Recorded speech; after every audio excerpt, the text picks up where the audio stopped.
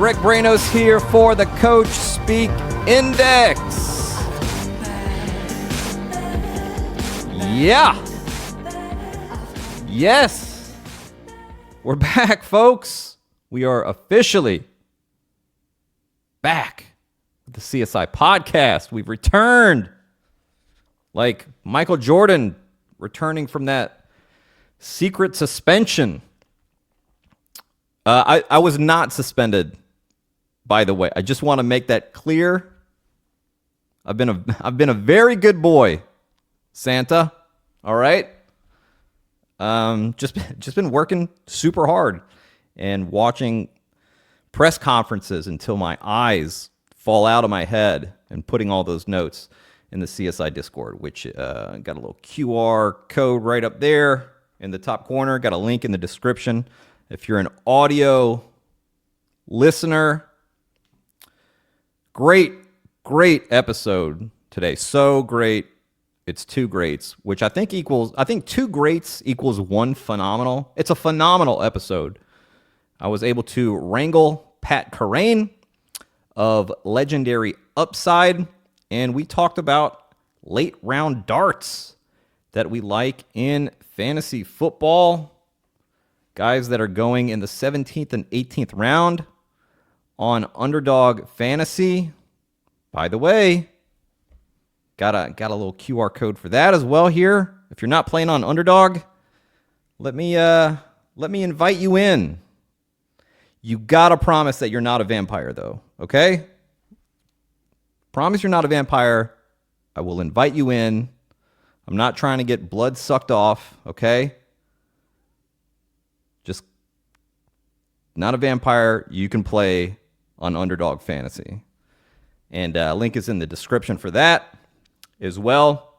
Get up to $1,000 in bonus cash plus a free pick'em.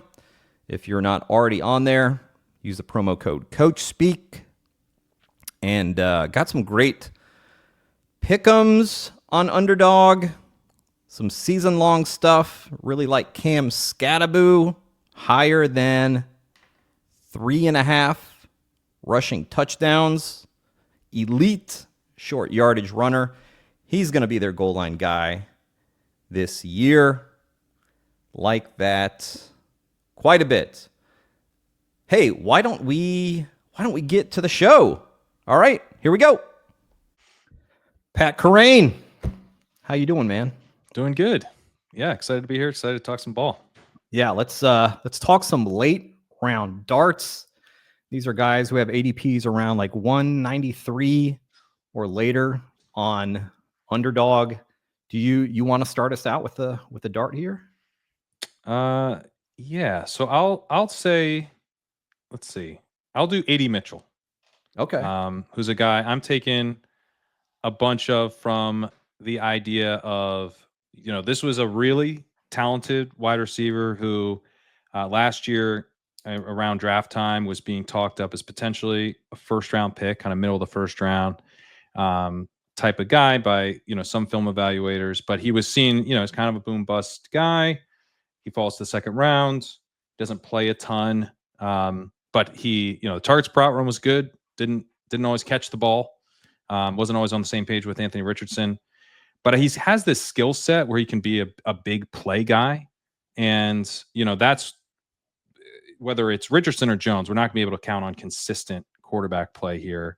And, getting him completely free, I'm just betting that he either takes a role by the end of the season or football is a chaotic game and this guy can play and he kind of gets out on the field and has some games where, one of the other dudes is banged up and he's out there enough. And it's a kind of a bet on talent play that he's going to draw targets anytime he's on the field. Kind of this year's Dontavian Wicks, but Dontavian Wicks was like a 12th round pick or 11th round pick by the end of this. And Mitchell's never caught that steam. So he's still available in the 17th and 18th round. There were reports that, he was kind of having an inconsistent camp. And then the reports last week were that he was having just an awesome week, really stacking good days. And I noted in your Discord that it was cool to see Steichen would be like, we're looking for consistency. And the next day he's like, I'm seeing consistency. Still want to see that consistency going forward. And then the next day be like, he's consistently putting it together. I'm like, all right, that sounds good. When you get that, and then the beats are like, Mitchell's crushing. He's like the best player on the field right now. He looks great. The combo of that has me excited, and also just excited that he's still completely free. Yeah, I've been a little bit conflicted on AD Mitchell. I've taken him some, the separation that he gets is very, very cool. That's great for a wide receiver. The fact that the Colts are just so into Alec Pierce makes me pause for a little bit. And Steichen, they asked him about Pierce. Like they're always blowing him up, man. And sometimes it's unprompted. Steichen recently, about a month ago or so, was talking about like Alec Pierce. He just keeps doing this and makes the airplane taken off sign. Chris Ballard is all about Alec Pierce. Said, when we drafted AD Mitchell, Alec Pierce came in my office. He was like, "What do I need to do? Like, I'll do anything." Yeah. And like they've been seeing the work that he's put in translate to the field. They saw that in training camp last year, and I kind of dismissed it a little bit because his profile wasn't that great. And then he has a pretty good year, at least like best ball wise last year, has some spike weeks there. So that's like a little bit of a roadblock for me. And then, like you mentioned, the consistency thing, which is so big for Steichen and Ballard. Like they keep talking about it for the QB competition, and then they keep referencing this with AD Mitchell. So these like recent reports that we've been getting from camp where he's lighting it up, that's fantastic. If that keeps happening, I could definitely see AD Mitchell being a thing there, maybe playing his way over Alec Pierce. But at the price where you're getting him now, super cheap flyer. Yeah. I can see that. I'm with you on Pierce, and that makes it a little bit scary. But I think the thing I'm kind of like zooming all the way out, like prospect profile of this guy, he puts it together because some of it was like, is he going to be able to put it together like off the field? Is he going to be kind of bringing the attention to detail and everything? But if he does, what are the chances that he's the best wide receiver on the Colts? Yeah, that is plausible, that he's just straight up the best receiver on this team.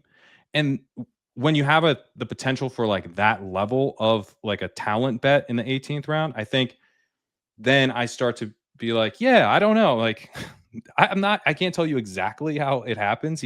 Is he just going to straight up pass Alec Pierce in the Alec Pierce role week one? No, but like, as we definitely got too hyped on Wicks last year, but he still led the Packers in targets because football's weird. So it's like, I think I'm just getting such a discount on the talent where it's like, yeah, you know what? He just took Michael Pittman's job, which seems insane, but insane stuff happens all the time. And it's, if you think about it from the perspective of who Mitchell was heading into the draft, who we thought he was, that wouldn't, year two, he takes Michael Pittman's job, but we wouldn't have thought that was crazy then. So I still am kind of leaving the light on for that like really high upside to his profile in year two, where he just like, he becomes a different player than, we would have thought was reasonable after his rookie season. Yeah. The ceiling is super, super high there. If there's a breakout, like he would be, I mean, we talk about league winner all the time, but he's a guy who you could see if he puts it all together, if he is being consistent, if the play strength improves, right? Where last year he's thrown the ball and he's like fighting with guys for it and kind of, alligator arm whenever the ball is coming to him. If all that stuff is improving, which you think it probably is, right? If he's just mossing dudes during camp, right? And that's absolutely like a huge hit in the final rounds of best ball drafts. Yep. And maybe like a redraft guy, right? That you're getting super late, because we don't find like a lot of these guys that we'll be talking about. It's like, this is a really good best ball play. He'll give you 2 or 3 usable weeks. There aren't a ton of these guys that are like, you can take him at the end of a draft and redraft, and he might end up being a weekly starter for you at some point. That's a really good point, and a good way to kind of frame what I'm trying to say is that he is one of the late round wide receivers that I actually think is a good redraft bet, where it's like, oh, this is different than we thought. It's not like you're hoping for a couple spike weeks at the end of the season. No, he's a star. Yeah. And it's not the most likely outcome, but that's why he's going in the 18th round. Right. It's not the most likely outcome, but there aren't a lot of, 51% outcomes in the 17th and 18th No, there's not. round. Although this guy that I'm going to talk about, he's not as sexy. He's more of an innings eater, but there's something to be said about that, where you're getting to the last round and you're like, oh man, I'm a little bit short at wide receiver here in a best ball draft.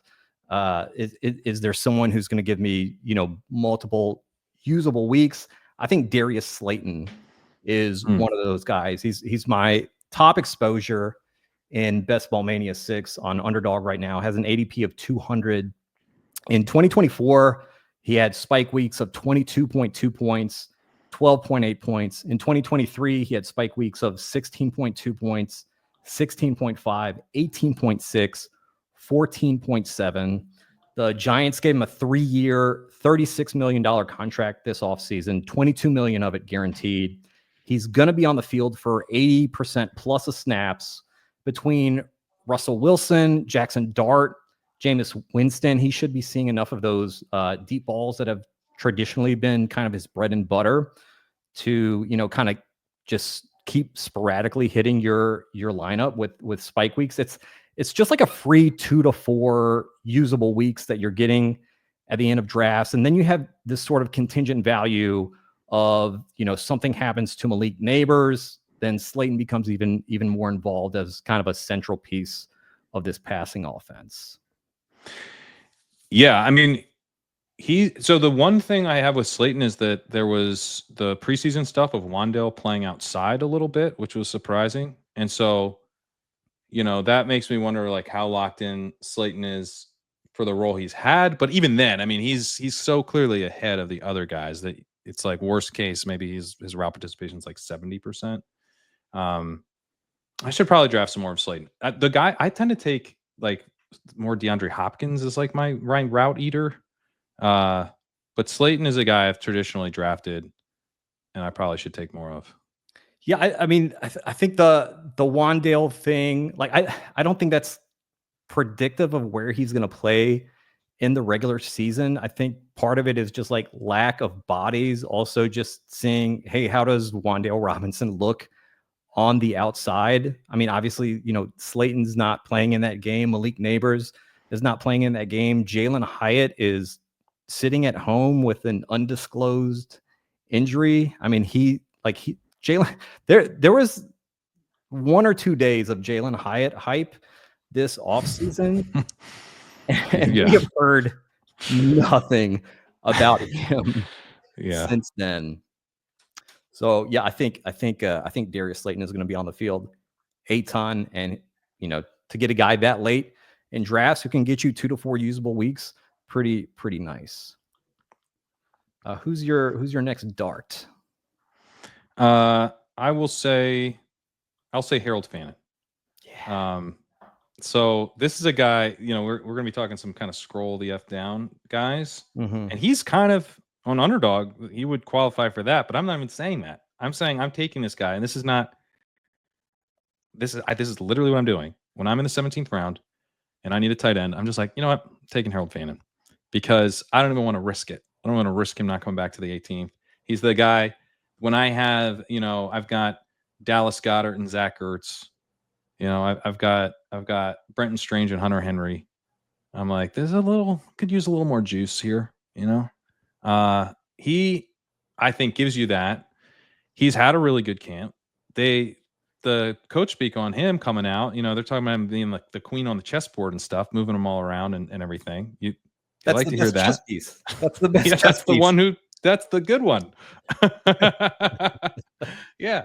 So I like that. I think he's going to kind of be functionally a big slot for them. It seems like Deontay Johnson is not really going to be much. Jamari Thrash looks to be ahead of him. So, I'm not afraid of Jamari Thrash. And they also, I think, want to be in more 12 personnel this year. And they've been very complimentary of the way Fannin blocks. And he was a good run blocker in college. Now, he doesn't block defensive ends. He's not an inline tight end taking on, serious gigantic pass rushers. He's more of the big slot who's going to be blocking down on a cornerback or a safety or whatever. But he does that well. And that's important because they need to be able to run the ball out of the big personnel packages. He's going to allow them to do that. And then they're going to be able to play action out of that, which I think will be a big, big part of what they're doing this year. And, all of a sudden he's competing for targets against, Cedric Tillman or, Njoku or, Jerry Jeudy. It's not crazy target competition. So, and then obviously the big thing with Fannin is that he's the most productive college tight end of all time and the most efficient. His yards per route run's insane. This was at Bowling Green. We'll see if it translates, but he's had a strong camp. It seems like he's able to level up here to the competition. And, you're getting him again for completely free. If he was going in the 12th or 13th round, like Dalton Kincaid was when he came out, and it's I think he's a part-time player here. He's only gonna be kind of in the slot. Kincaid actually ended up being kind of a good pick that year. I think Fannin could be a good pick in a similar type of role, but when you take the price down to completely free, now you're talking about a guy who could be a potential league winner if he puts together enough spike weeks, over the course of the season, and particularly at the end of the season. And I went back and looked at Isaiah Likely as a rookie, and he had a couple really strong weeks.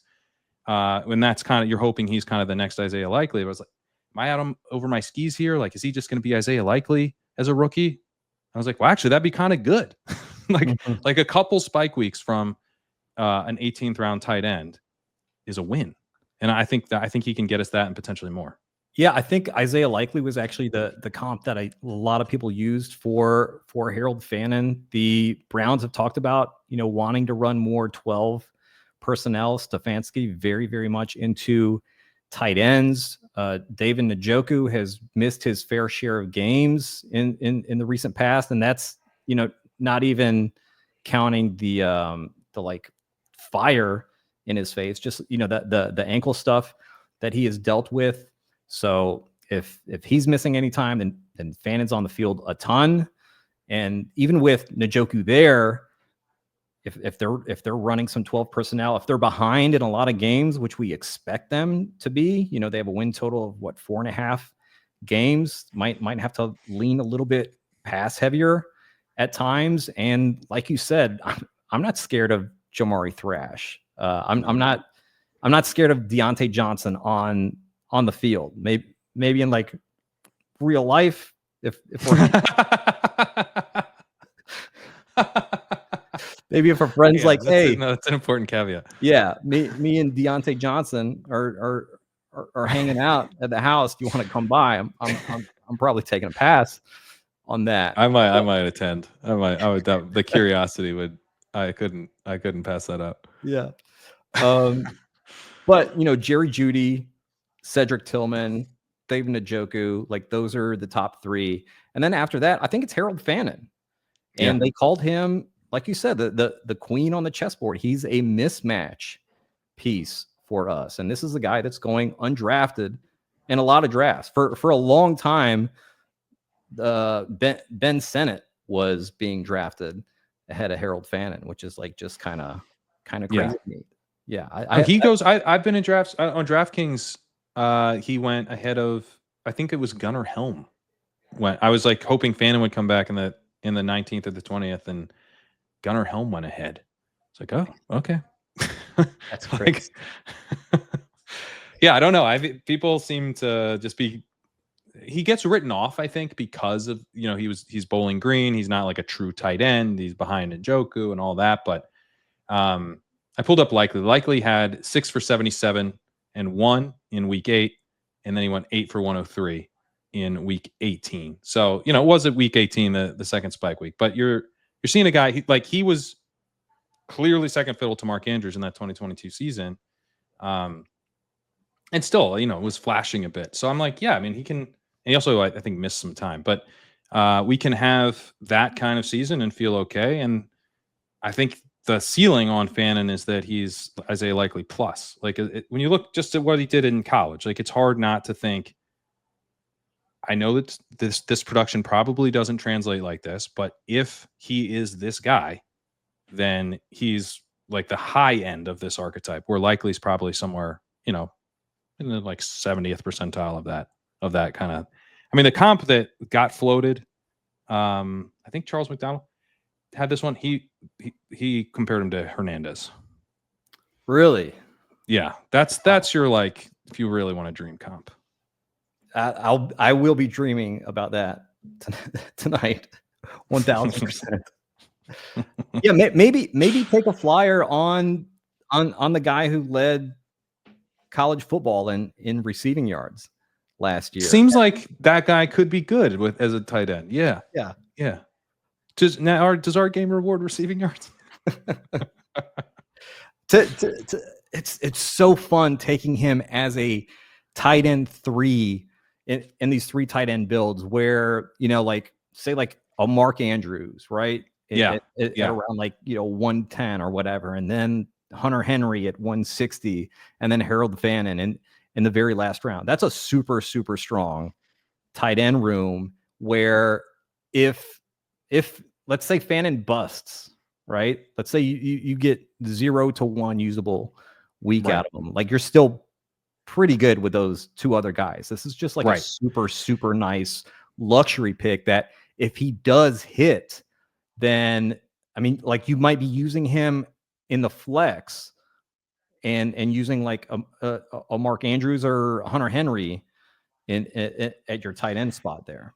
And there was a long period where he was kind of seen as like a crazy pick on Underdog. And so he just hasn't been drafted a ton. Even now, he doesn't get drafted a lot. So if you think about the purpose of Harold Fannin on your builds, like if you go with that kind of build where you got 2 solid but very unexciting starters, and then you want to tack them on, and it's like, you're looking at like a Dalton Schultz or like a Cade Otton or a Theo Johnson as like another potential guy that you could add there. It's like, yeah, you could do that, but Fannin, his potential to like as a rookie, he's probably going to be a bit more back weighted if he like really starts to show like, no, he needs to be out on the field more. We really need to play this guy. That's more likely to be happening at the end of the season. And now you're looking at a guy who, if he happens to spike, like if he has a 15-point week at tight end, no one else has that guy. So you're slotting in your pods in Best Ball Mania, you're slotting in 15 points to your tight end spot for free. And no one else gets to slot that in really in that pod. You're probably not going against another Fannin team. That's pretty nice. It's a nice head start to have, where people will probably find some tight end points, but they paid for them and you didn't have to. So that leverage element, I think, is nice with him too. Yeah. And any time where I'm in a draft and, the tight ends have gotten a little bit nasty, which they can sometimes, where, oh fuck, my tight end 1 is Brenton Strange. Oh yeah. I've got teams like that. When that happens and I get to, I'll take like Chikakonkwo, tight end 2, and then for tight end 3, I'll be considering, okay, do I go Dalton Schultz? Do I go Cade Otton, of guys that are going to be on the field a lot, but probably not get a ton of not usage because they're running routes, but they're just not putting up like big box score stats that Harold Fannin can. And at that point, I'm just like, okay, I'm maybe the logical thing is to take this sort of innings eater here who could, plug in every once in a while. But I would just much rather take this upside on Harold Fannin and turn that kind of sketchy tight end 3 build into, I'm just betting on Harold Fannin becomes a thing this year, and he basically saves this tight end room. When I have like Strange and Henry, that's where I'm like, that's much more likely to be a Fannin type of build. If I have more like Colston Lovelands or like Kyle Pitts, that's where like the innings eaters start to be a little bit more appealing, because I'm like, I'm already betting on like I'm trying to think like who is going to crush for me in the playoffs at tight end. And as much as I like Hunter Henry, you know, it's just random. He's just randomly going to get in the end zone some weeks, and same with Strange.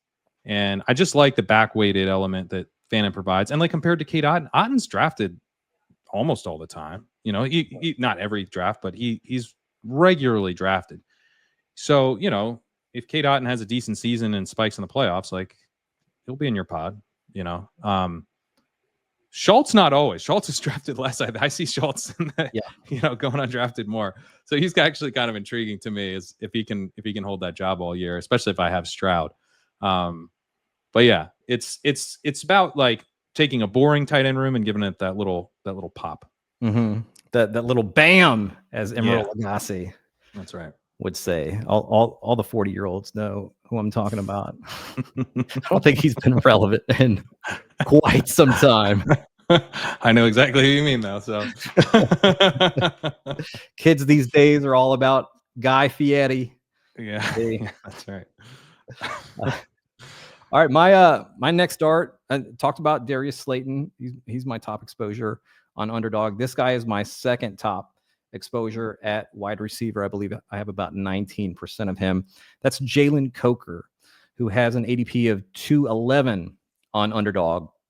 He was an undrafted free agent for the Panthers last year. He started playing significant snaps in week 5. And then from week 10 on, when he was healthy, he played at least 82% of snaps, ends up providing us with a couple nice spike weeks of 15.8 points and 19 points. And he absolutely destroyed man coverage in his rookie season, led all receivers in yards per catchable target versus man in 2024. Shout out to Jacob Gibbs for that stat. The Panthers, by the way, play the Seahawks in week 17, who are one of the more man-heavy defenses in the league.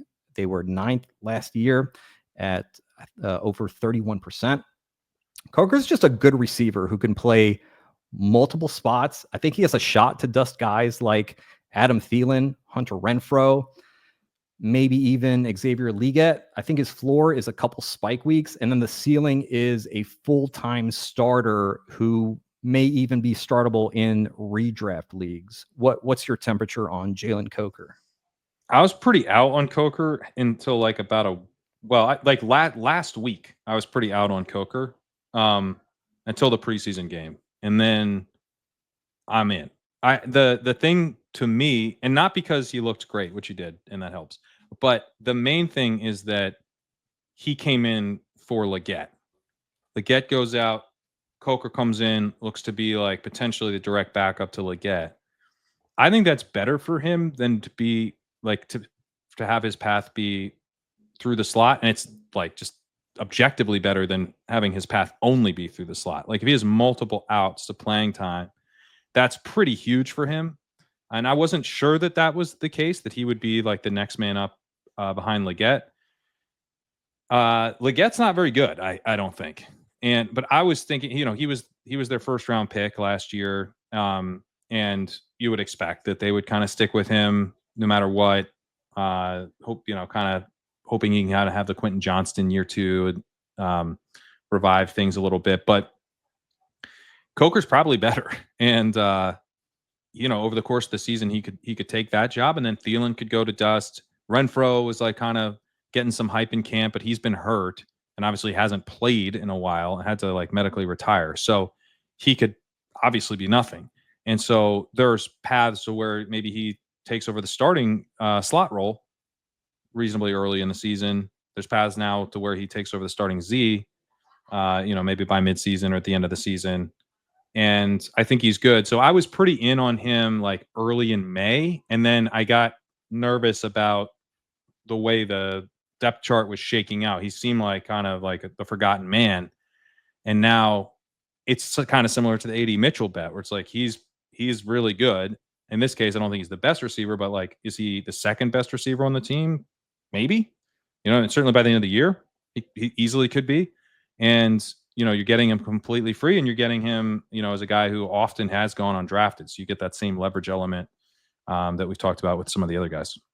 Yeah, played some X last year, played in the slot also as a big slot. I think having that versatility at multiple spots is really, really big. And like you said, yeah, he just might be better than Leggett. And Dave Canales is not scared to bench guys when he thinks that guys behind them will give them a better chance. Look at he benched Bryce Young after 2 games last season. He was like, all right, not giving us what we need. Andy Dalton time. Then Andy Dalton gets in a car wreck, hurts his finger, and Bryce Young comes back that way. But I mean, Jalen Coker keeps showing out, which he already kind of did on the field last year in the regular season.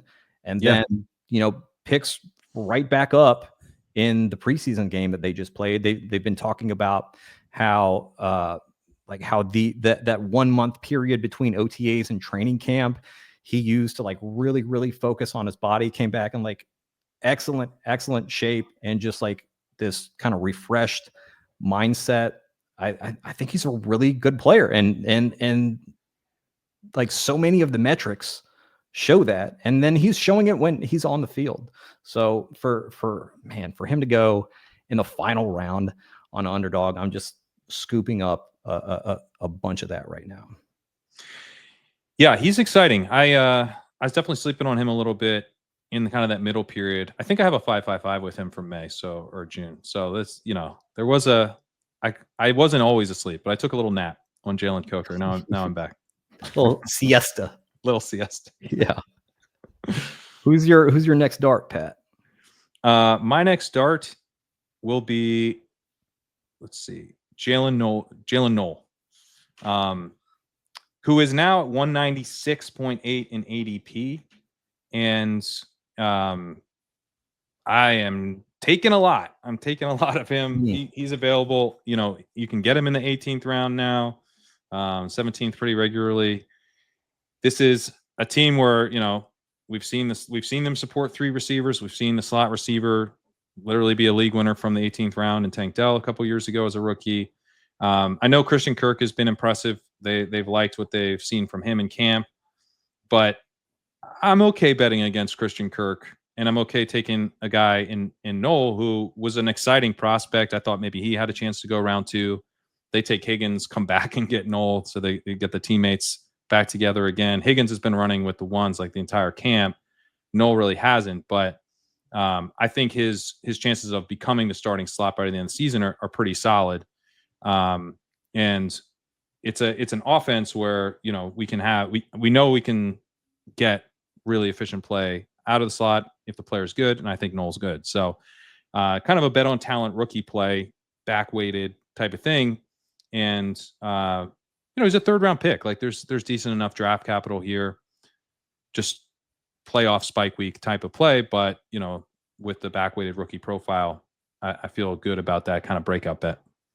Yeah, a lot of people thought that he was a better prospect than Jaden Higgins, and I mean this is a guy whose ADP was around what, like 150-ish or so, like a couple months ago.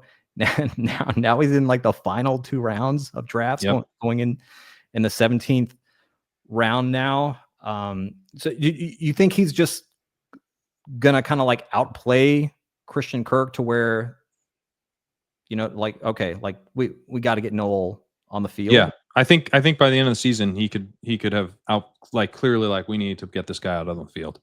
Mm-hmm. Kirk got traded for like a 7th round pick. He wasn't, he's fine, but with the rookies, one of the reasons I think the rookies are great plays in these tournaments is that, like, we just don't know how good they are, and some of them are awesome. So you get Noel was a pretty exciting prospect in certain ways. The reason he's not that exciting would be he's kind of a pure slot. But if you think about like his ability to kind of get open and be a fun targeter out of the slot, I'm excited again. And this is a situation with Stroud where I think we could be like, we could be extremely happy that we have Jaylin Noel when we're flipping over teams. Like what teams did I advance? And it's a Noel team. You're like, hell yeah, because he's starting to cook. So it's definitely it's a very back-weighted play. I do expect Christian Kirk to be the starting slot for a big chunk of the season, but bet on talent play that he emerges in the back half.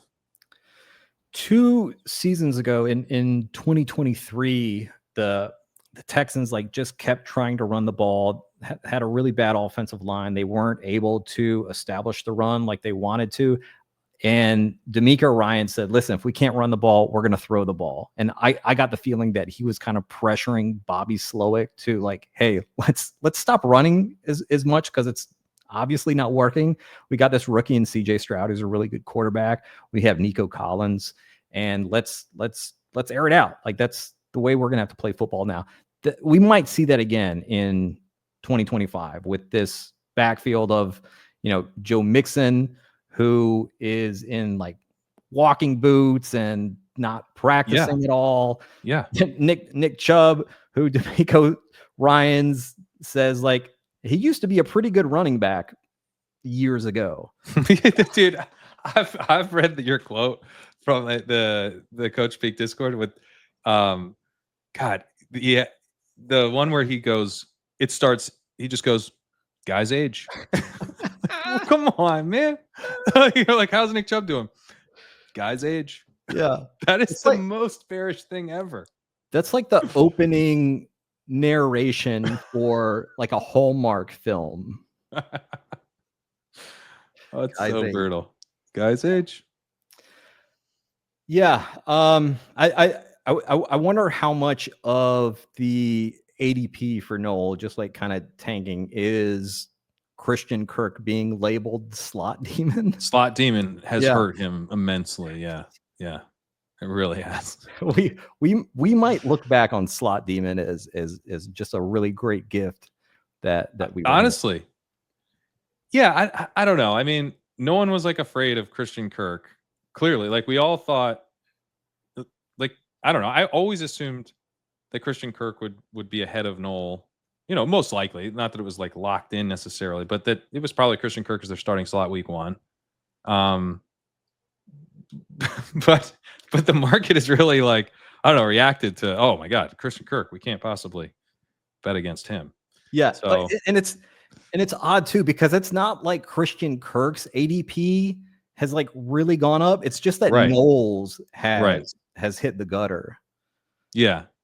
Yeah. And I think when I'm down here in the 17th and 18th round, you are thinking about what are the chances that this guy's a total complete zero.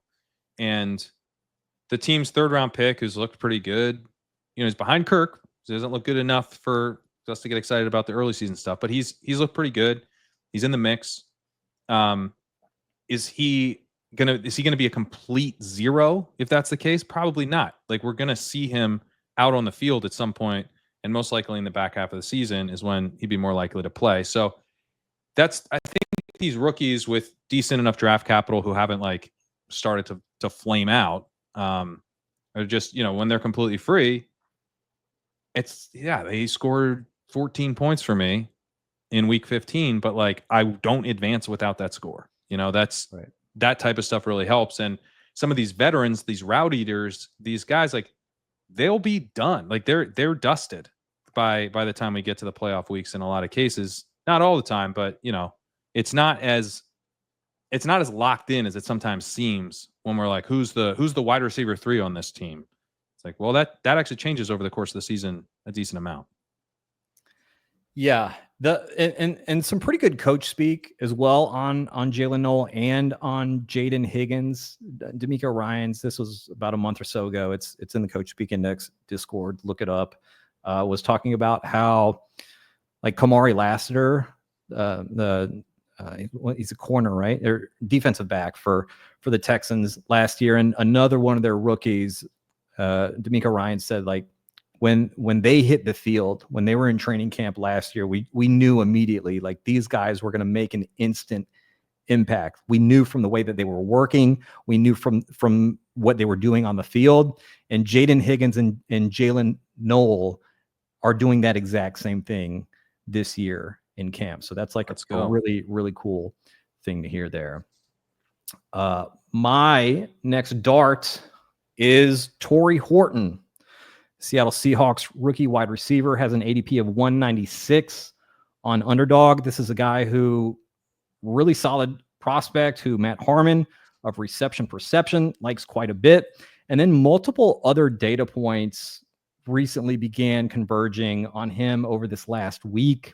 First of all, and this is when I'd taken a little bit of Tory Horton before this. And then after this, I was like, okay, it's time to really start hitting Tory Horton.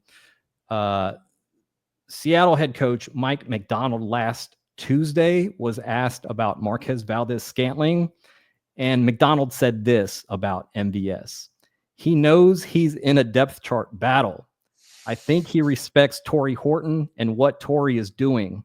He's a competitor at heart. Quote, he's had a great career, but there's also a lot of great competition too. And no. And then 2 days later, Horton shows out in Seattle's first preseason game, which like I was praying that he would not score a touchdown. Yeah, he's just quiet. Yeah, we didn't need the Travion Henderson kick return touchdown. Right. That's unnecessary. Yeah. Yes.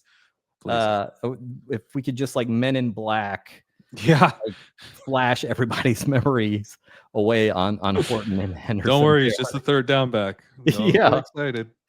Do you see how many snaps Ramondre played? He's just a trusted pass protector in August as a rookie. It's not bullish. Yeah. He's just the absolute biggest dog you've ever seen in pass protection. And super, super explosive. And they draft him till round 6. Yeah. And when they were on the clock with pick 38, they rejected some very, very good offers to take a running back when they had a lot of needs in other areas. So definitely don't take him. God. In the first half of drafts. I believe that Tory Horton claims that wide receiver 3 spot early in the season if he doesn't already have it come week 1. I think he also has a shot of leapfrogging Cooper Kupp at some point. No one loved Cooper Kupp more than Rams head coach Sean McVay and Rams general manager Les Snead. And they made it abundantly clear after last season that there was no way that they were bringing Kupp back. Like McVay was asked, hey, if no other teams sign him, would you guys be open to bringing him back? And McVay's like, listen, I'll never say never, but like, that's probably not going to happen. I think that's a huge, huge red flag for Cooper Kupp because the Rams knew him better than anyone. And like, they love this guy like a son. And they were like, okay, you won't be with us next year. It's time to move out, son. Yeah. And then also with Seattle and this Clint Kubiak offense, being one of the top 2 receivers, I think would be really, really big because they're running 21 and 12 personnel over 15% of the time, which means that we're only getting 2 wide receiver sets or only getting 3 wide receiver sets, like just under half of the time. So if he were to get into wide receiver 2 there, it's a little bit more consolidated, obviously, because you have less targets to throw the ball to. I think he's just a really, really good player, and we can get him in the 17th round on Underdog.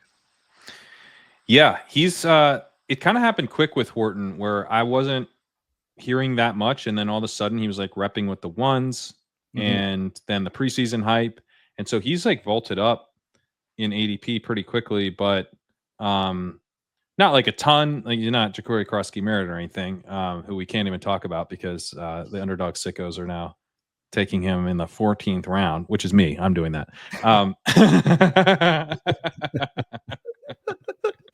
We're all trying to find the guy. Yeah. But Horton, you just have to keep your eye on him a little bit. Like he's not someone you can just expect to be sitting there for you at the end of the 18th. But still, ADP 196, still in this mix, and I think a really good pick. We're like 10 spots higher than ADP on him right now, but I'm actually wondering if maybe that's too low. Because you're right. I mean, he seems to be headed to taking a starting job by week 1 through MVS, and why stop there? I mean, the thing with Horton, I have a bag of Horton from the big board, from the pre-draft stuff. I really liked him as a prospect. He had a knee injury in college, and kind of came back from that, and that I think made him a little bit tougher for the NFL to evaluate. But I think it makes the error bands a little bit wider on how big of an impact he can have in a way that's good. Like, the uncertainty with these rookies is good because they're free, and we want them to really crush expectations. So the NFL, like, not being like totally sure what to make of him, and him falling to day 3, that bummed me out at the time. I had 24% of him in the big board. He's my second highest drafted receiver after T-Mac, just ahead of Travis Hunter, who was, going in double-digit rounds there for a minute. But yeah, I mean, that definitely hurt that he fell to day 3, and you have to be hoping that basically exactly what we've heard, ends up happening, that he's impressing in camp and is better than you would expect for a typical day 3 wide receiver. But that seems to be materializing, and I think a pretty strong target again. Yeah, I have not even been waiting for the 17th round to take him. Like, I've been taking him in the 16th. I've been taking him in the 15th. Sometimes I want to get a lot of Tory Horton before that ADP like goes up even further. I love it. How about your next start? I'll cheat slightly, but I think in a week we could be talking about this guy going behind Tory Horton in ADP. So I don't think it's a big cheat, but I'll say Jack Bech, who I'm still in on for draft capital. This dude went in the 2nd round. Then there was a report from a beat writer that basically, Jack Bech, he's just a Jakobi Meyers, so he probably can't play as a rookie. He's probably just going to back up Jakobi Meyers. And it's like, okay, but they had Jakobi Meyers when they drafted Jack Bech. Like, if they think he's just Jakobi Meyers again, I doubt they would have spent a 2nd round pick on him. Now, I'm sure they didn't expect to get Thornton in there and he immediately starts at X. That's bearish for Bech, right? Because another rookie's starting, and that kind of crowds him. But he, in the preseason game, was playing outside, and he was playing the Trey Tucker role, and Trey Tucker was terrible last year. Like, his yards per out was like 0.84 or something. This is not a guy who like who's going to be blocking a 2nd round pick all season and keeping someone off the field that they are going to want to evaluate. Yeah, 0.8. That's sick though that I just knew that. 0.84 yards per route run for Trey Tucker as a 2nd-year player. What a cardio king. So he's I mean, that you get Bech out there back half of the season, but because of the draft capital, I don't even think we're talking like, week 14, week 15, that's when he starts to play. He's, I think, going to be earning his way on the field well before that. And we don't know much about Thornton. Thornton is a big, fast guy.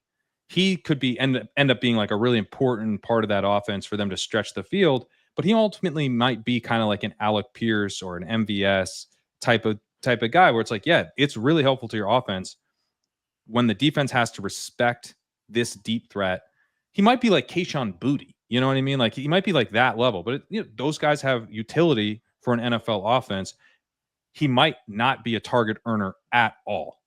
I mean, we should probably still expect that to be the case. Day 3 guy, not a great prospect. It's awesome that I am actually taking a decent amount of Thornton, because I'm like, if there's anyone who's like just crazy better than we would think, it's probably the guy who just takes an X starting spot right from training camp. So I'm kind of living in 2 realities a little bit. One where Thornton's like a god, and one where he is basically just a field stretcher. But in the field stretcher world, Bech could be out there earning targets, playing on the outside. They're making him learn that role. But by the end of the season, by midseason, I bet he can take that role from Trey Tucker, given how poor he was. And I think betting when you get a chance just basically to bet on second round draft capital in the 17th round, that's a really strong bet. That and it's one that's the market has not really let us had very much. I mean, this is go back to like when Chase Claypool was completely free in drafts, or T. Higgins was going in like the 16th, 17th round. That type, I thought we were kind of done with that. He's not to the level of prospect of a T. Higgins. He's probably worse prospect even than Chase Claypool was. But, second round pick, and oh no, he's not the week one starter. That's not how we should be playing this game. You're betting on the draft capital to come through and give us opportunity by the end of the season at this price. I think he's an awesome pick now that he's fallen this far. Yeah, he was going around ADP 120 when Basketball Mania 6 opened, and now you can get him in the final couple rounds in drafts. Somebody, I think it was on Ship Chasing maybe, or maybe it was Davis Maddock made the point that people talking about I think a beat writer said like his skill set is too duplicative of Jacoby Myers and Brock Bowers. Yeah. Well, like that seems pretty good. Right. If he's out on the field, guys. Yeah, it's like, oh, he's just another target earner. Yeah, he's just another guy that's really good at getting open and producing when the ball is thrown to him. Unlike Trey Tucker, right, who ran miles and miles and miles last year with very little production. I'm not buying Trey Tucker as a season-long starter for the Las Vegas Raiders. Dante Thornton, I can see him in the X role. They're talking about like how fast he is, like what a great body frame he has. You don't often see guys with this, with this type of body who are that fast. I mean, that sounds like a field stretcher role to me. And like, like good enough pick late of, all right, field stretcher, Geno Smith, the most accurate quarterback in the NFL on deep passes over the last 2 seasons. Like that's a pretty nice match right there. But like I'm not worried about Trey Tucker blocking Jack Bech, who has outside versatility from getting on the field. Yeah, and I think that's really it. It's not like we need to obviously pay attention to who's likely to start week one. It affects the bets, but it's not the point of the exercise just to pick the week one starters. Like there is a tournament called the Eliminator. It's very fun. I highly recommend it. But that's the one where you're going to care about who's starting week one and who's going to score points week one a lot more. In this, we need to find the guys who are going to spike at the end of the season. More, that's the number one thing we need to have. And a second round rookie behind a guy who ran 600 plus routes last season and couldn't draw targets at all. It seems like a pretty good bet to me when he's free. Free. Nothing better than free. My next dart here is a tight end. It's Juwan Johnson, who has an ADP of 211 on Underdog. So Kellen Moore on April 1st said Juwan Johnson's ability with a ball in his hands is critical and very valuable. Not all tight ends can stretch the field vertically like he can. With some of the stuff we've done at other stops with tight ends, we feel like we can add to his game. And then on June 5th, Kellen Moore said, quote, "We feel like he's going to be an awesome, awesome asset for us. He's going to make some big time plays in the pass game, and he's willing to get dirty in the run game, which is special," end quote. Moore also said that Juwan Johnson can play a number of positions. Johnson, of course, used to be a receiver, converted to tight end. Foster Moreau, Taysom Hill, both on PUP. Juwan Johnson is a tight end that has a history of providing multiple spike weeks. And to be able to get him in the final round of drafts at tight end 3, I think it's like pretty cool. What about you, Pat? I haven't really been drafting him. So because the Saints are scary to me, but I'm willing to do it for Olave, who I think is really, really good.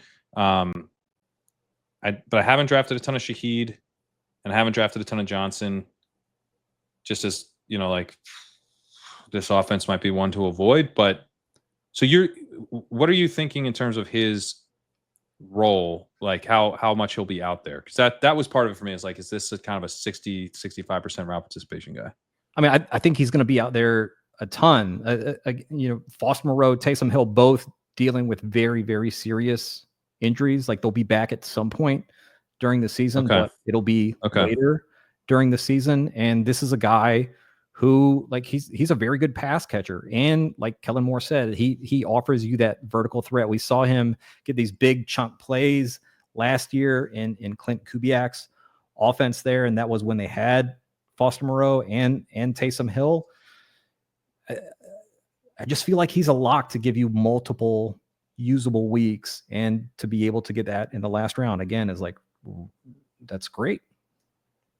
I need to revisit him. Yeah. That's an interesting one. And he's not a guy who gets drafted a lot at all. Like, people don't really take him. I've been in many drafts where he goes undrafted. Like 211 ADP. Yeah. I mean, that's a guy who gets drafted, but often doesn't get drafted. Yeah. And in that offense, there aren't a lot of pass catchers that I think will be involved. It's going to be Olave. It's going to be Rashid Shaheed, obviously Alvin Kamara.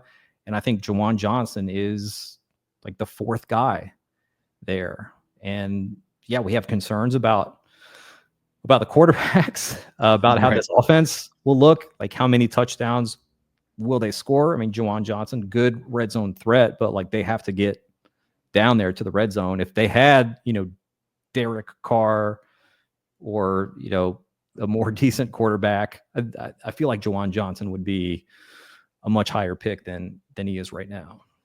Oh, for sure. Yeah. God. Tyler Shuck, I don't think is it though. That's the. Do you think any of them are it? But I think it's Rattler season. I think that's what we're doing. We're doing Spencer Rattler this year, I think. Ugh. He looked terrible in games, like actual regular season games. Yeah. Last year. Didn't look great yesterday in the preseason game.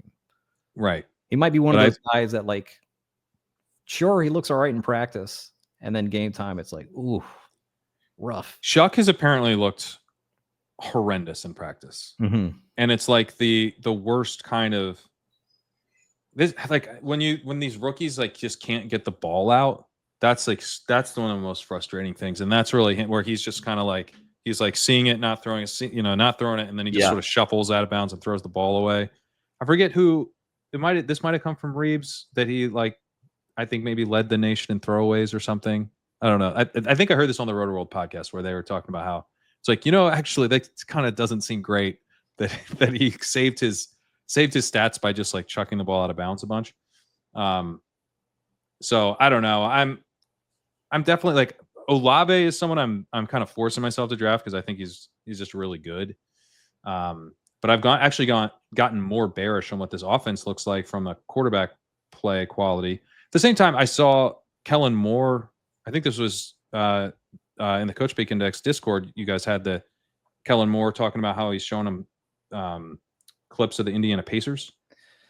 Yeah, I don't think that was from the Discord. That was something that Juwan Johnson said in a press conference. He said that Kellen Moore showed me clips, or showed us clips of the Pacers, and like how I think it was a Pacers Oklahoma City like series or something, of just like how fast paced. Yeah, how fast paced they were. Yeah, this is what we're gonna be. We're gonna run like a ton of plays. That's cool.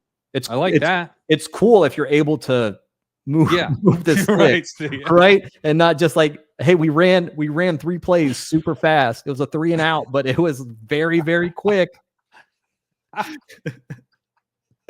Yeah. Oh my God. No one runs quicker 3 and outs than the New Orleans Saints.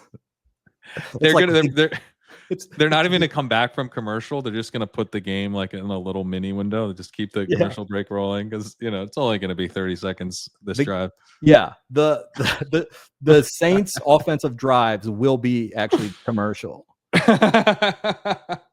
That's little way they can picture in picture with like Golden Corral, Yes. big screen, $8.99 buffet, all you could eat. We got shrimp this week. Oh, Chuck went out of bounds again. Thinking about the Saints quarterback play like makes me want the 2025 season to be over. Like I'm like, when is the season gonna end? Yeah, I'm already sick of it. just a little Madden, sim to end of season. Yeah, sim to end of season. I'm ready. My fingers hovering over the button. It's gonna be awful. and that's the Kellen Moore promise. You have another dart here. DJ Giddens. Yeah, One of my guys, one of my highest drafted guys. He's a guy that I was drafting a ton of. So I drafted a ton of him in the pre-draft. He's my third highest drafted running back pre-draft.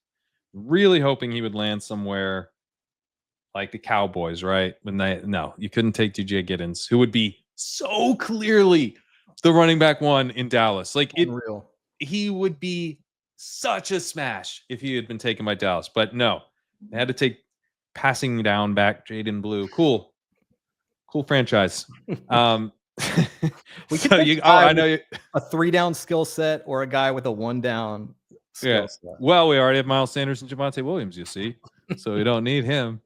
Schottenheimer loves their running back room. He keeps saying, "I love our running back room." Kyle Dvorak shared a scouting report with me today on Phil Maffa, and it was, man, such a great personality. It literally was. He has a great personality. That's like the biggest red flag is when scouts, and then like we hear this a lot from coaches when they're talking about players. Like they'll be asked about a player, and they're great guy. He's so good in the locker room. This dude is studying his ass off.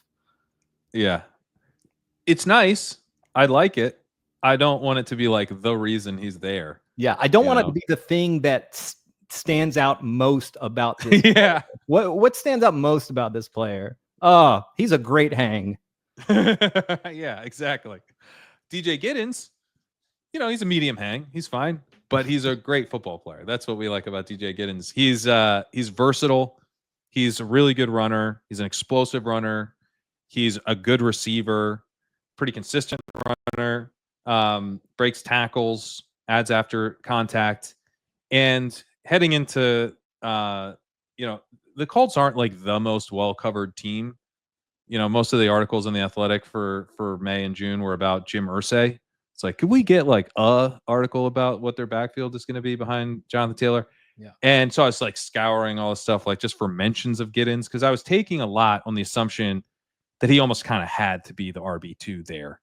But it was unclear. We get the preseason where Khalil Herbert looks to be fighting for a roster spot and maybe losing that battle.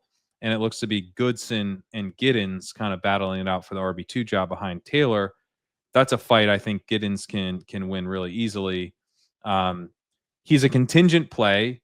He's not taking a job. It's Jonathan Taylor's backfield, but he's such a cheaper version of some of the other contingent backs, like a Charbonnet. Obviously you got to pay a lot more for him. Even guys like Tyler Algier, Ray Davis, these guys who, Davis has a little bit more of an interesting profile, I guess, to get touchdowns and stuff with standalone value. But, some of these, Trey Benson, right? Like these kind of more primarily contingent bets cost at least a decent amount more. And Giddens is completely free now. His ADP has dropped to 208.7. So you can just take him in the last round. And he started to go undrafted a decent amount. I think that's a mistake. I think he is going to be the clear backup, the clear handcuff to Jonathan Taylor. They've been complimentary of him. I think he's a really good player. So we get to bet on talent, and something has to break right for him to actually get out on the field. But if he does get out on the field, he has that 3-down skill set to just be like a true league winner as a guy down the stretch who's didn't cost you anything, and you're plugging in as like a high-end RB2 type of bet, maybe even a low-end RB1, frankly. Yeah, the Colts have said nothing about Tyler Goodson or Khalil Herbert this entire offseason. They talked before the draft about, hey, we want to get an RB2 in here, which, I mean, if you're any of the other running backs in that room behind Jonathan Taylor, that's not great for you. Right. Yeah. And then they draft DJ Giddens. They really talk him up about his vision and just being a really, really good prospect. Jonathan Taylor has missed 16 games over the last 3 seasons, multiple games each season. 6-1, 7 another, I believe, 3 games missed last year. And DJ Giddens, like you said, 3-down skill set. Like, this guy, I think, would come in if Jonathan Taylor misses time and just be a workhorse for the Colts. And yeah, you can get that in the last 2 rounds on Underdog. That's huge. Yeah, and he's fallen. Like, I'm more confident in, like, there's guys that I'm more excited about now, and they used to get undrafted. So like Ja'Cory Cross-Merritt, I've made a priority because he used to go completely undrafted, and so in Best Ball Mania, I'm able to take him and get that leverage element, and then he's also having this incredible camp to where they're very clearly thinking about, could this guy be playing a pretty meaningful role for us down the stretch? And I love a guy who can get there without an injury. That's obviously a lot more exciting than someone who's pure contingent. And so I cooled off on Giddens, but so has the market. And I don't really think that Giddens, like, my thinking is that Giddens should be kind of going probably where he was going, but I was just like early to the party. But he's fallen down, and so now I'm starting to get Giddens again, because I'm getting him in the 18th round when I used to draft him in the 16th. So yeah, I mean, his profile, I think, is underappreciated, in part because he was a 5th round pick, and so people worried about that. But this dude had a 9.78 RAS. That's the other thing maybe people don't get. 212 pounds, 6 foot 212, elite athleticism.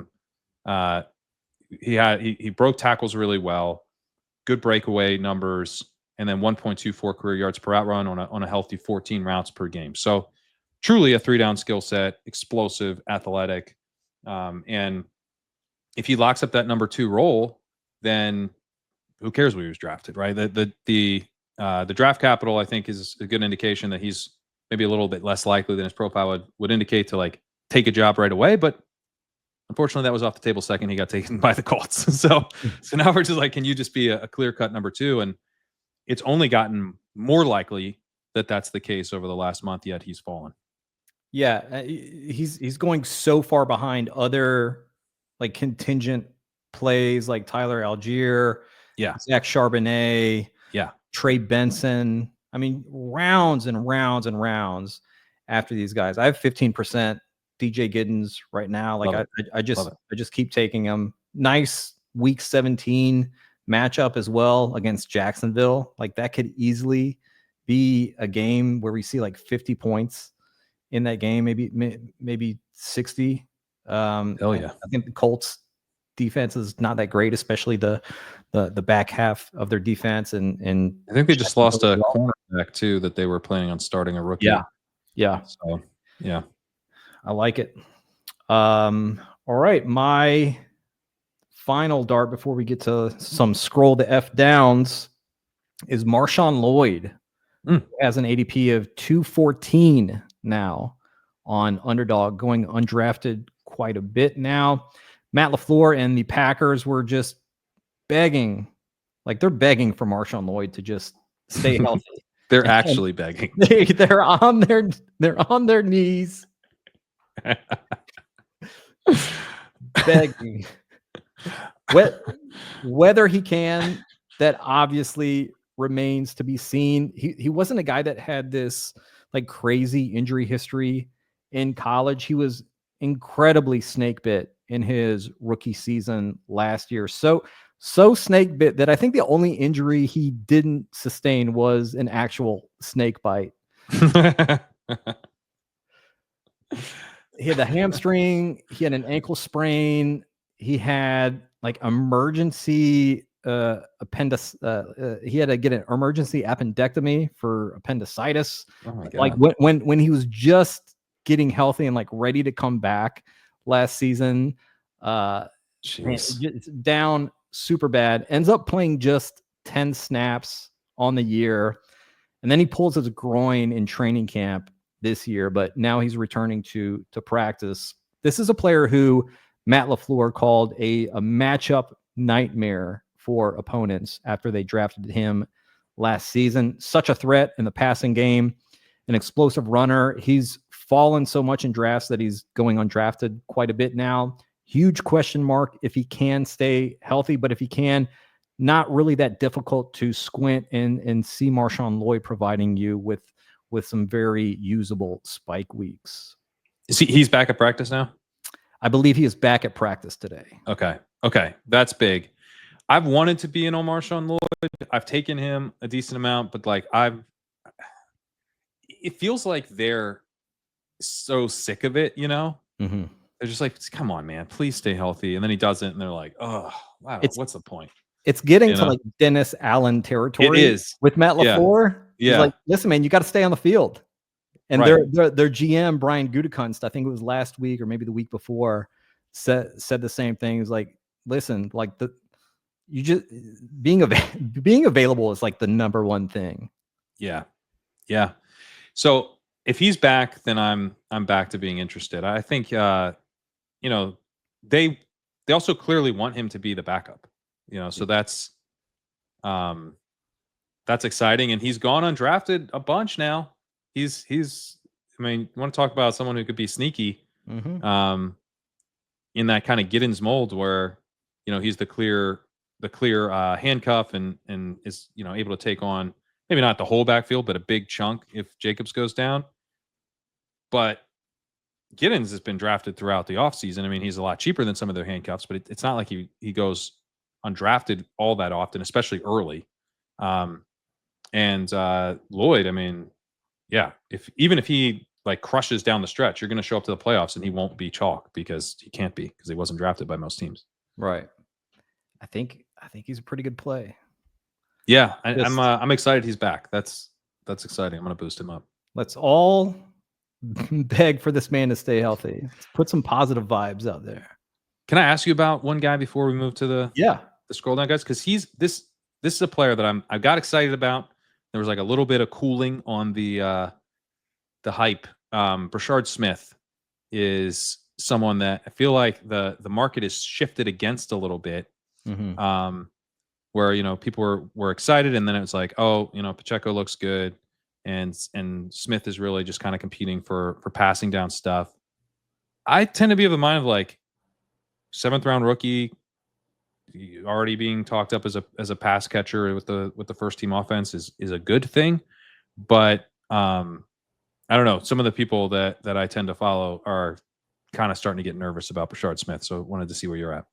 Yeah, I feel like a lot of that nervousness stems from like beat reports and like preseason usage of, people saying like, oh, he's RB5, he's behind all these guys. Well, some of those guys kind of share the same type of role though, right? Where like with each other. Yeah, like Pacheco and Kareem Hunt.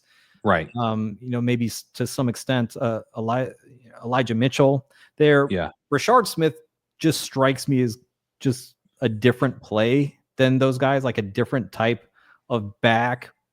People have talked about this possibly being like a Jerick McKinnon role that he could get into. So something where, like redraft, no, like I'm not taking him in any managed leagues, but as a late round flyer in best ball, like seems pretty cool to have, like 5% of him at least. Like he's not a guy that I would want to stone cold fade. Like I could see him growing into that Jerick McKinnon role there, right? Like Pacheco, like okay in the passing game, like definitely not anything special. Kareem Hunt, super old now. Elijah Mitchell just injured throughout his career, pretty much. Yep. When I was looking at Brashard Smith, before the draft, I was thinking, man, I could see like Liam Cohen being really into this guy because he did remind me a little bit of Bucky Irving with just like how shifty he is. And that's like a pretty cool thing for the Chiefs to use in their passing game. Yeah, no, very. And yeah, he was a real runner at SMU. So I think there's some upside there. Beyond just like a pure pass catcher where you could leave him on the field, like you get the first down and then he stays out on the field kind of thing. Even if he's not mostly out there to run the ball. But yeah, I'm happy to hear you're at least somewhat in because it seems like the winds have shifted against him a bit. Yeah, I think that's just one of those like camp report driven type thing. Same thing with Bech, right? Yep. Of just okay, well we're hanging our hat, we're hanging our entire wardrobe on this like one thing that's coming out from camp at this one moment, right? Like early in training camp, and that's not always the wisest thing. I mean, like last year at this time, Jared Stidham was going to be the starting quarterback for the Denver Broncos. Right. Yeah. All right, let's talk about some scroll the F down guys. You want to lead us off here? Sure. I actually have a hard out in about 10 minutes, so okay, if we can rapid let's fire burn through it this a little bit. But yeah, so I'll say some scroll the F down guys, a couple Jets. Talk about empty routes, or maybe not empty, but route eaters, just buying routes. Josh Reynolds is free routes, literally free routes. I take him a little bit with Justin Fields. He seems locked in as the wide receiver 2 there. Not exciting, but if I need a little bit, if I've got like a Brandon Ayuk on that team, can be good. Isaiah Davis, I'm starting to wonder if I should be taking a little bit of. He was the third down back in the preseason usage. Ollie Gordon, I think, is probably back on the menu now with the Alexander Madison injury. And then you mentioned him earlier, Kendre Miller. Yeah. Kendre Miller looks like the backup, and he's been undrafted throughout for good reason. No one wants to get burned again, but I think we can draft Kendre Miller. And you know what? It's definitely not going to work. And Kamara's just going to be, chugging along and scoring points again all season. But Miller, if he's got enough juice as a runner, maybe he can actually carve out a role for himself with Kamara really just every single year looking more and more washed as a runner, more and more just kind of a passing down guy. Like what if this year is the year that he's kind of Eckler, on the Commanders, and could there be a Brian Robinson emerge on the Saints? Kendre Miller, probably not. No, you know what I mean? It's gonna be some random guys, maybe Cam Akers or whatever. Yeah. But I kind of want to believe it's Kendre Miller, who looks like from the preseason usage and some of the reports, the number 2 running back there. Yeah, good runner, good in the pass game as well. A few scroll downs here for me, Pat. I know you're in best ball tournaments, slurping the Dipperino. I'm out here slurping the Turpin. Oh yeah. When Brian Schottenheimer was the Cowboys OC last year, he was talking about like we need to get the ball into this guy's hands. He's so dangerous with the ball in his hands. Mike McCarthy though was the play caller. Schottenheimer didn't really have a ton of say there. And then July 30th this year, Schottenheimer says he's a game changer, man. Game changer. When defensive coordinators see him standing by me, they exhale. When he goes back in, it's oh shit, here he comes. Then last week. That is just not true. It's just not the case, Brian.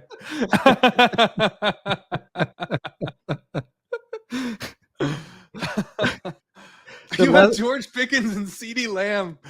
They're not worried about Turpin, bro.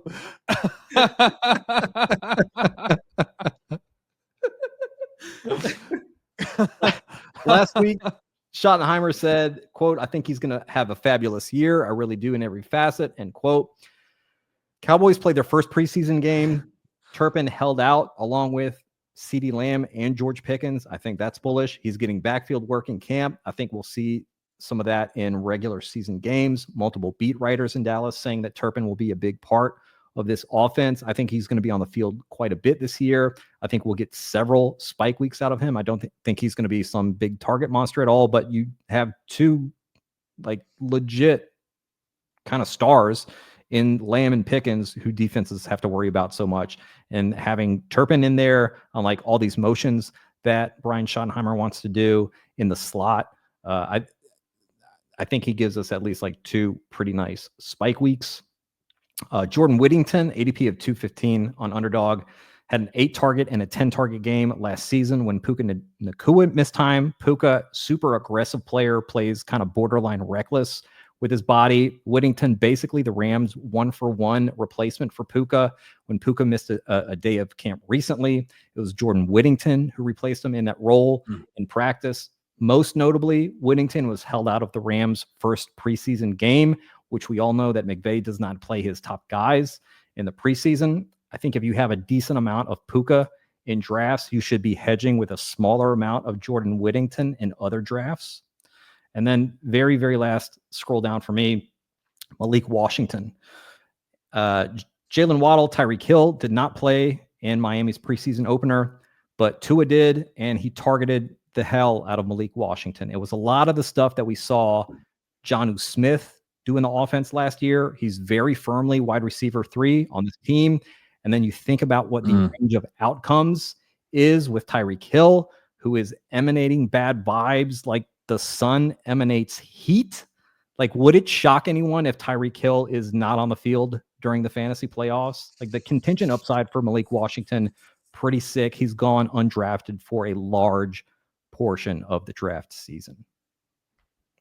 Yeah, Malik Washington is a really interesting one because it wasn't clear to me if he was going to be ahead of Nick Westbrook-Akine, and does seem to be pretty clearly ahead. So that's nice. And then, yeah, when you ask, like, they go, hey, Tyreek, what do you think you guys could do? And he's like, I think we could bench our starting running back at the goal line because he's little. It's like, wow, dude. Remember how like a week ago your whole plan was to win back over your teammates who you just quit on a season ago? Yeah. I don't think that fits in with that plan particularly well. So yeah, the vibes aren't great. He's got an oblique injury now. Yeah, you could see the Tyreek marriage kind of falling apart there in more ways than one. Yeah, my friend will be like, hey, come hang at the house. Deontay Johnson and Tyreek Hill are here. We're all hanging out together. And it's like watching the NFL games on week 16 Sunday. Yeah, you didn't specify when the hang was with Deontay Johnson, but yeah, I think it's in December on a Sunday. Yeah. and Tyreek's coming by later. They're all doing pick'em slips on Underdog. Just a great time. Yeah. Yeah. Dude, this was great.